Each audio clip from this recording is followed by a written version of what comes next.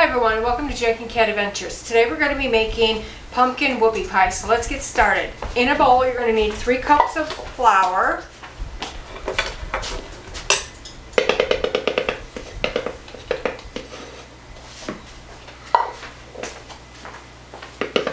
Don't mind me, just passing through.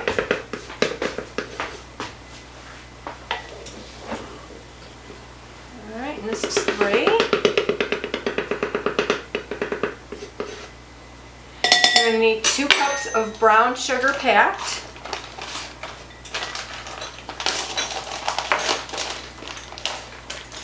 I just take the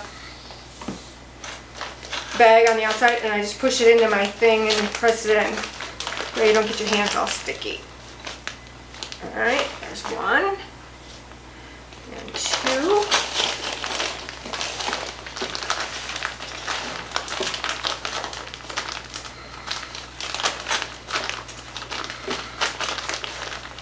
And 2.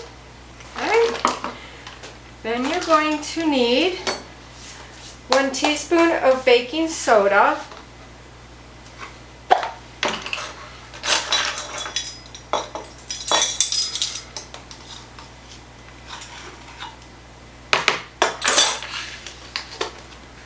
One teaspoon of baking powder.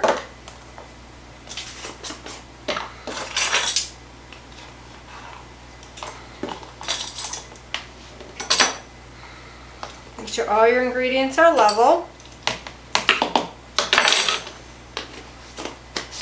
1 teaspoon of salt.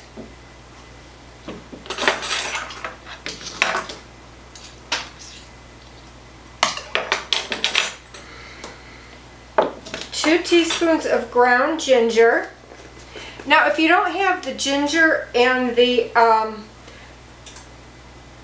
ground cloves, just use pumpkin pie spice and cut those out. It's fine. All right, so 2 teaspoons of ground ginger.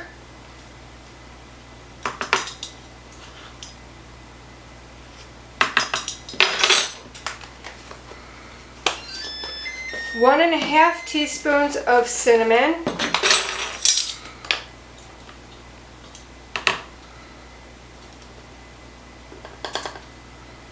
Good enough.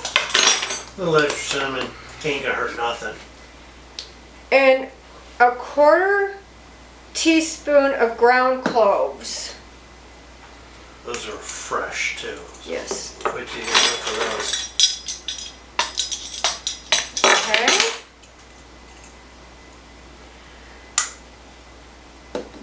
I love that smell. Alright, let me whisk this together real quick. Your blue whisk's on the counter. Oh. Okay, make sure you whisk these dry ingredients together really well. Okay, now in another bowl, you're going to need 15 ounces of pure pumpkin, not pumpkin pie filling. Just 100% pumpkin. The pumpkin pie has all the spices and stuff that you need, and we already put spices in ours, so we don't need any more.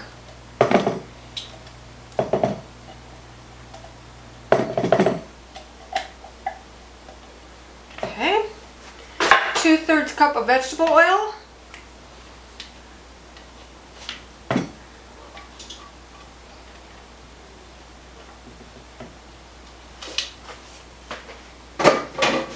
Two eggs.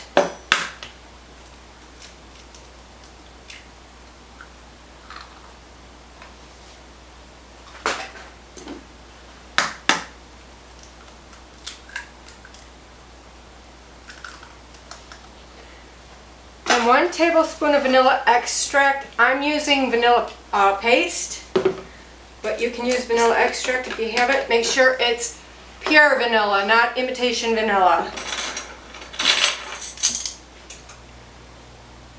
Kath will pull out her offset spatula out of her holster and beat you with it. Yep.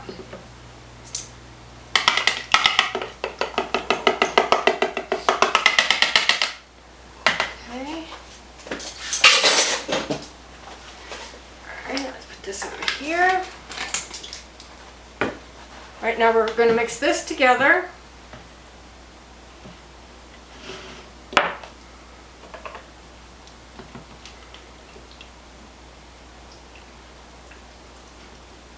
Make sure your oven is preheated to 350 degrees, and you're going to need 2 sheet pans with parchment paper on them. I'm just going to mix this really good before I put it with the dry ingredients. That way, you know, the eggs are really mixed in and all that is really nice and smooth. And our oven's always at 350 degrees. It's on all the time, you know. Okay.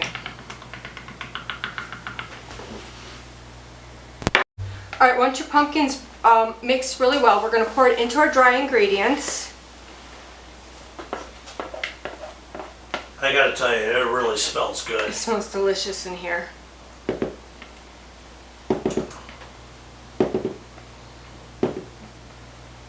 it all. Alright, now I'm just going to mix this until it's well combined. No pumpkin left behind. No pumpkin left behind.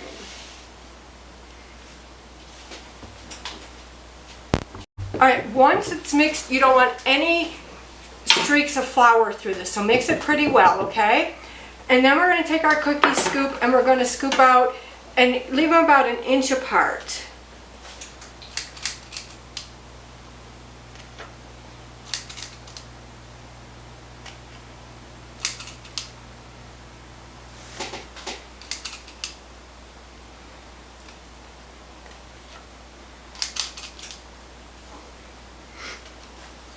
And we're going to bake these for 12 to 15 minutes or until a toothpick in the middle comes out clean.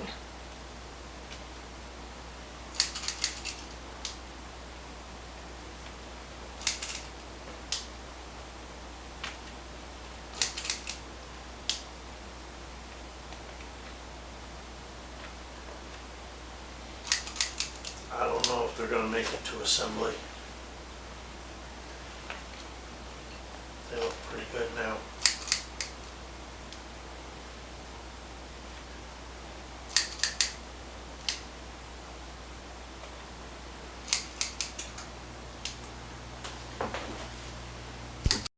Alright, once they come out of the oven, let them cool for 5 minutes on your tray and then move them over to a cooling rack. And like I said, you want them to be totally cool before you add the icing because it's cream cheese icing and it will melt if these are warm, okay?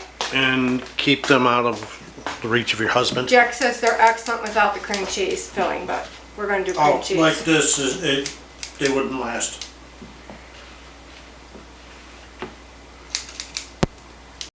Alright, once your cookies are cooled, let's move on to the filling. You're going to need 4 ounces of softened butter in a mixing bowl.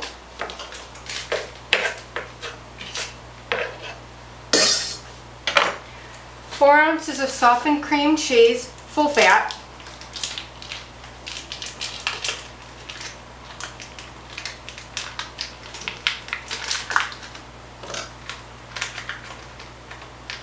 You think with technology nowadays they'd figure out how to make it easier to get the cream cheese out of the pack. Alright, I'm going to mix that until it's combined. Alright, once that's nice and creamy, we're going to put in 1 cup of powdered sugar, 1/4 cup of marshmallow fluff,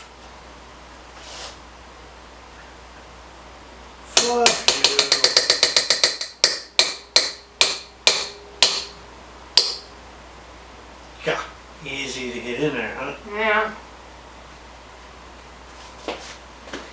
Okay, let me just get this off the spoon. Well, now you did it. You're covered from head to toe in marshmallow fluff. Alright. And 1 tablespoon of maple syrup. If you don't want maple syrup or don't like it, use vanilla.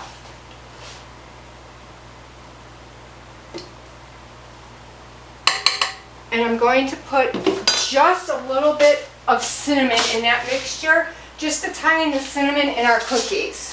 Not a lot.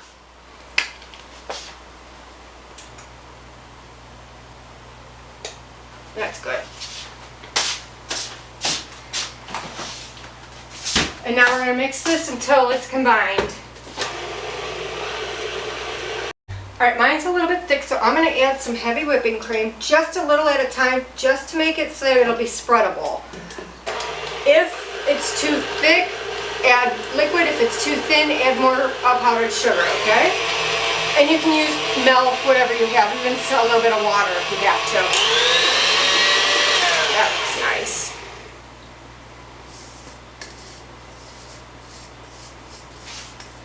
Looks more soft peaky now. Yeah. I think that's going to be good for the cookies. Okay.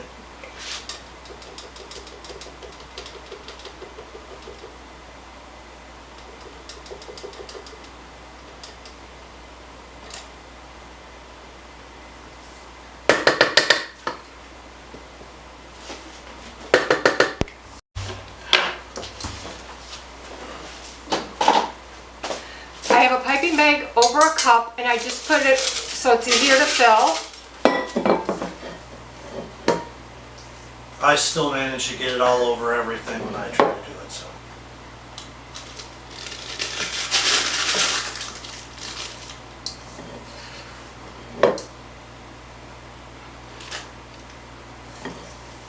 And while you're mixing this, make sure you're scraping down the bowl.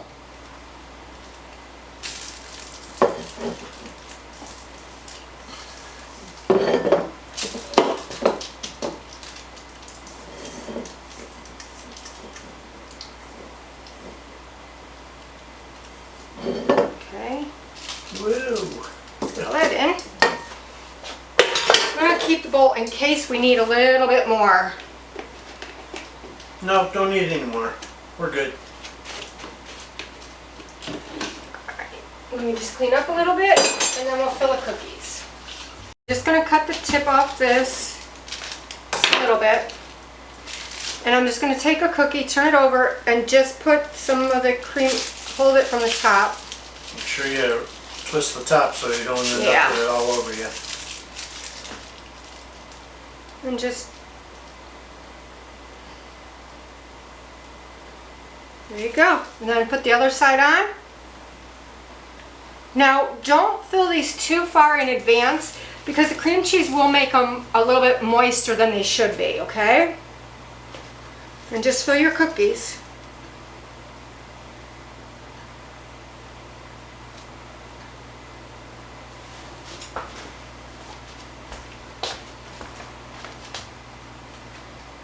You know that first pancake always comes out messed up? Well, same with cookies. If you don't have a piping bag, use a Ziploc bag. Oh Works my just God. as good. It tastes almost like a cheesecake. Yeah? Alright, well Jack likes it. Alright, so please like, share, comment, and subscribe. And remember, you do you.